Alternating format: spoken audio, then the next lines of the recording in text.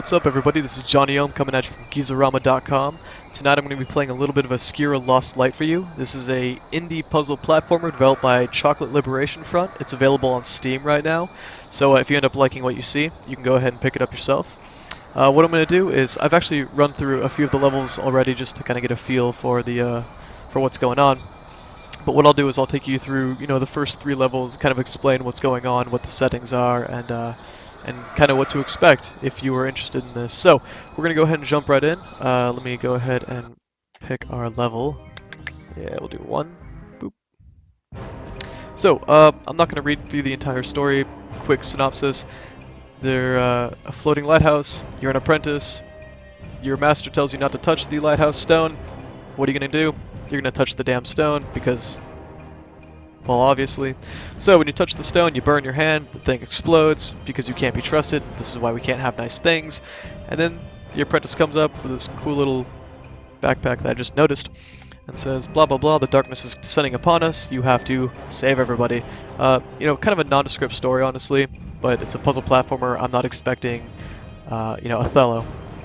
I'm going to skip through most of this, but there's a little dance I do want you to see. There we go. Okay. And you can make him do that for as long as you want. But we're here for business, so I'm going to go ahead and get started. Okay, so Chapter 1, I'm going to be looking for the first stone, which is the green stone. So basically, you have up, down, or not down, sorry, you have up, left, and right, controlling your guy, and you're collecting these orbs. The orbs don't really do anything as far as I know, except count. But it's pretty basic for any other platformer, avoid the stabby, pokey pitfalls and such like that. Get your little checkpoint things here, and carry on. It is a little bit distracting sometimes. See that guy right there. It's a little bit distracting at sometimes, at points, with your hand constantly being on fire, but, oh, shit. We work with what we got, right? So, again, pretty standard stuff. If something in your way, you can try and push it. And you have your random assortment of doors, levers, and moving platforms. As far as the puzzles go so far, a few of them are interesting. A lot of them are fairly pedestrian, honestly. And I understand that there's only so much you can do with a limited side-scrolling platformer. But the game's main draw, which we'll get to in just a second, are the crystal shards you're supposed to be collecting. They actually allow you certain powers, which get pretty interesting. So we've come across our first shard, as the green shard. Basically what the green shard allows you to do is to create platforms where you see platform outlines. So what I'm going to do here is jump up, press the spacebar, and for a limited time I can create that little block of wood, or dirt, rubble, junk, detritus, whatever. So basically at the top left hand corner you can see my power meter. It'll drain but always recharges after a certain amount of time. And it's actually a fairly decent amount of time. And the game's execution of the powers is actually interesting. I can use this to... Ooh, shit, I'm sorry. I can use it to create platforms, I can use it to create ramps, barricades, things like that. And this is just one of the many uses so far of these stones that you find. So I'm going to keep running through, collecting checkpoints. If it looks like if I'm making this look easy, I promise you that I died more times than I should have. There we go. Oh, it also should be noted that Oscura can't touch water for reasons that I don't fully understand or care to understand. But basically, it should just be assumed that everything kills your little elf goblin dude. So we just ran through the first level. That's actually the best time I've done so far with a fewest amount of deaths. And we're going to go ahead and run through Chapter 2. So in Chapter 2... Oop. Nope. Ha.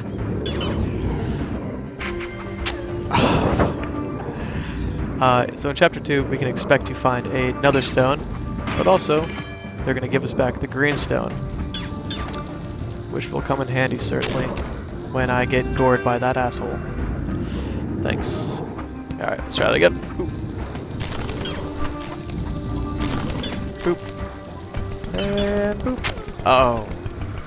So close. Like any platformer, you're gonna die just an obscene amount.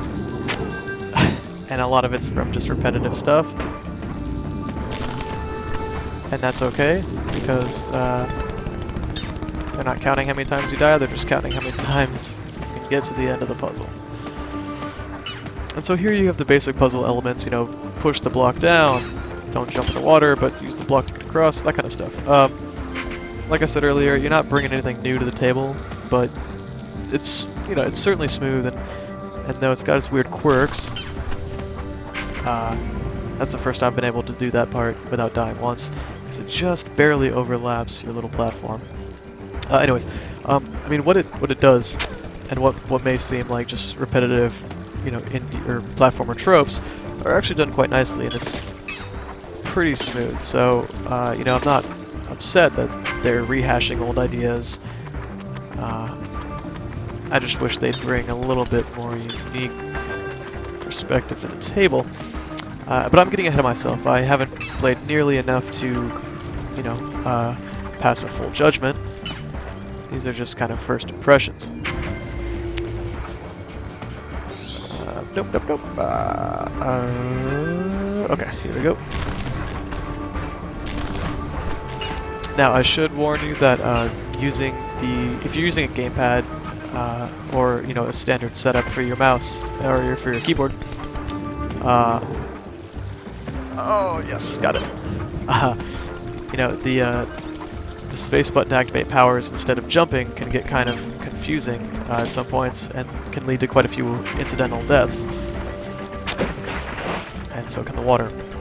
But you know, you get used to it after a while, and after only a handful of run-throughs, kind of start predicting what's going to happen with all the different moving pieces.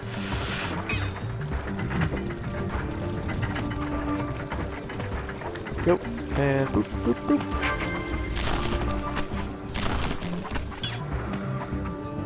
So, we're actually coming to our second stone. This is the red stone. Crystal, sorry. The red crystal allows me to break certain barriers that look breakable, like this one. Oh! Although why I decided to do that was beyond me. There we go, boop. And you can toggle between two powers on the top there. Boop. And no, I didn't want to turn on sticky keys. Please go away. Okay. So I'm gonna keep my green one for now, because I think I need it next. Yeah. And I'm just gonna pop on over here. Boop, boop, boop. And like I said earlier, there are these little blue orb thingies to collect, but for the life of me, I haven't found a reason to collect them. So I'm not sure you need to, and a lot of them are kind of in precarious areas, so you can feel the need to not do it, it's okay. Yeah, I'm just waiting for you to pass, so I can get on with my life. Good. Alright, here we go. Boop. In my first playthrough that didn't get recorded properly, I mentioned that this game looked a lot like a mobile, I want to say, it was kind of like a platformer, a lot like this, but it featured this bird, right, that would like collect other birds. There we go. If you flew next to them, and the goal was to get through each level with all these dark, spiky traps and monsters, and collect as many of your friends as possible. God damn it. Without dying. And I'm trying to remember the name of that game. I feel like it was Badlands or something. It was on the Apple Store, or App Store, for just the longest time. And if anyone can actually help me with the name of that, it's giving me quite a bit of a hard time. But I mean, my point being that, minus the damn powers and falling into the stupid water, this game reminds me a lot of that. You know, the same kind of setting. You know, everything's a shadow kind of background. Everything's trying to kill you, basically. And I actually kind of like this art style. It's you know, it's grim. It's kind of dirty looking, and your character's always this innocent kid kind of creature or small bird. And for some contrived reason, everyone finds it appropriate to send you out there to the dark scare world. I was getting carried away with myself. Point being that this game reminds me of a dying on a razor blade. No, of a mobile scrolling puzzler as well. Anyway, moving on.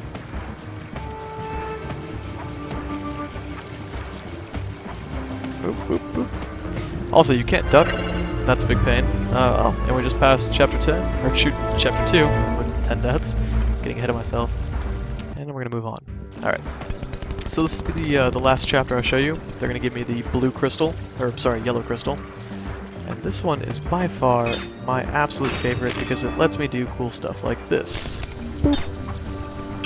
Where it basically just reverses gravity. And this truly makes for some interesting and extremely challenging puzzle and platformer gameplay. You know, quite a few obstacles are on the roof or appear out of nowhere, and they can actually kill me pretty quickly.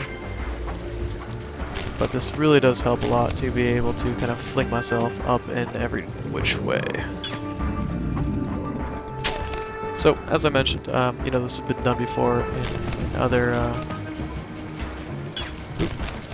games, but it's really well done here.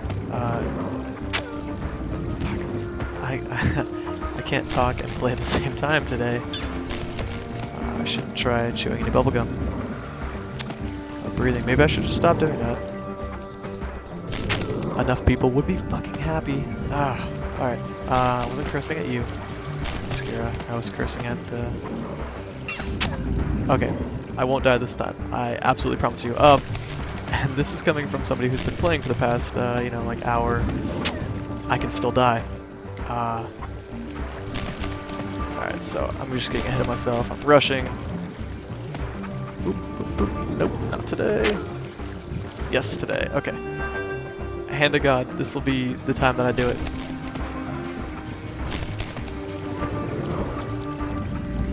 Here we go. Ah, there it is. Told you guys. Hand to God. Oop. Alright. So yeah, you know, like some of the orbs, for some godforsaken reason. Just gonna wait for you to go up. And pop. Nope, not even gonna try. I don't care enough.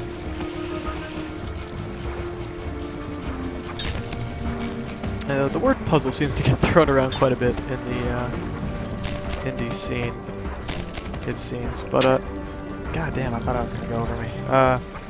But you know, in this case, you know, some of them are kind of like puzzles, some of them are just standard platformer. I just walked off into the water, didn't I? Or just standard platformer procedure. So it's not all that mentally stimulating so much as, you know,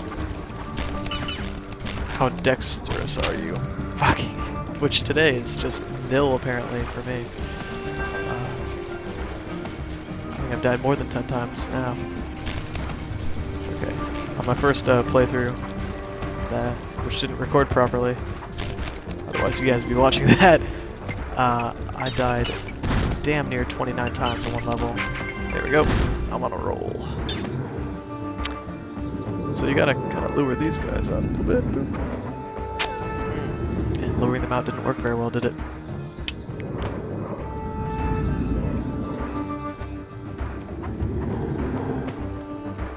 Come on. You know you want it. You know you want it. Didn't want it enough. I don't know why this part gives me trouble every time. Maybe it's the big spiky antlers. But god damn. Okay, we'll get through this. Don't worry. We'll make it. Just you and me. Apparently we're not gonna get through this, guys.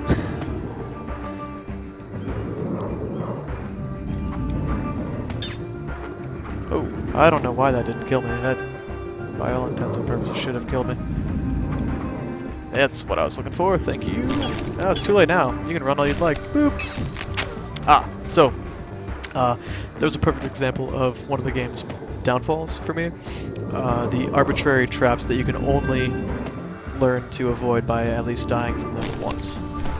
Right, so not much indication besides the, darkly lit skull and bones, but that will kill you instantly. And it appears quite a few places.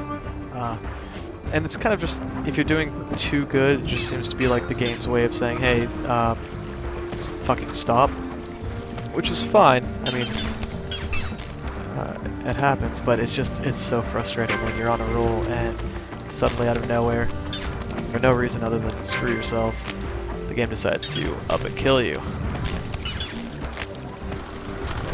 So here, where we had lost our green stone powers, objects like that sometimes appear in-game to kind of grant us momentary powers as well. And what was I doing here? Right. Doop. Doop, doop, doop. And so, one cool thing about the powers and the mechanics behind it, not only can I affect myself in terms of, being able to fly like that, but movable objects are also likewise affected, and you can use those to your own advantage, like making sure I don't skewer myself and look like an ass.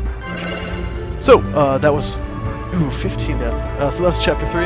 It took me 29 more seconds than it should have, and about 10 more deaths than it should have. But we got through. So, before I start chapter 4, I'm actually going to exit out. So everybody, this was your first taste of Oscura Lost Light. If you like what you saw, again, you can find it on Steam. I think it's like $9.99 right now. I might be able to catch it on sale. But if you look down below you, you'll if you're on YouTube, you'll see a link to my review of the game. If you're on GIZORAMA, good job, by the way. You can look down and see my review right under this video. So, thank you guys for coming out. I hope you guys all have a wonderful evening, night, day, afternoon, morning, wherever you are, whenever you are. And I hope you guys join us for our next Let's Play, review, preview, or opinion piece. Again, this is Johnny Ohm coming at you from GIZORAMA.com, and I hope to see you all again soon.